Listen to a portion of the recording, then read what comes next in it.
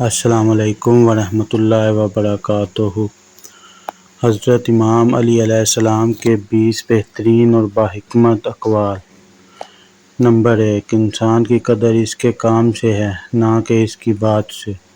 Number 2، صبر کا کڑوا گھونٹ پینا غصہ پینے سے زیادہ آسان ہے۔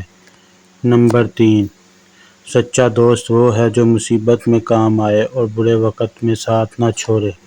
نمبر 4، انسان اپنی زبان کے نیچے چھپا ہوا ہے، جب بولتا ہے تو ظاہر ہوتا ہے۔ نمبر 5، علم مال سے بہتر ہے کیونکہ علم تمہاری حفاظت کرتا ہے اور مال کی حفاظت تمہیں کرنی پڑتی ہے۔ نمبر 6، جب تم اپنے دشمن پر فتح حاصل ہو جائے تو اس کی فتح کا شکرانہ اس کو معاف کر دینا ہے۔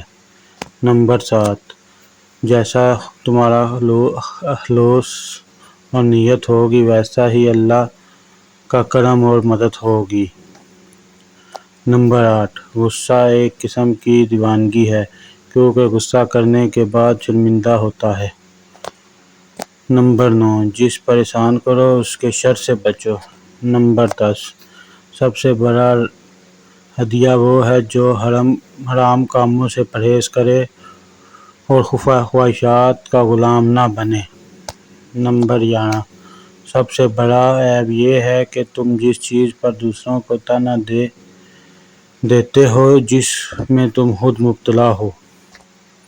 نمبر 12، رزق کے پیچھے اتنا مت بھاگو کہ رزق دینے والے کو ہی بھول جاؤ۔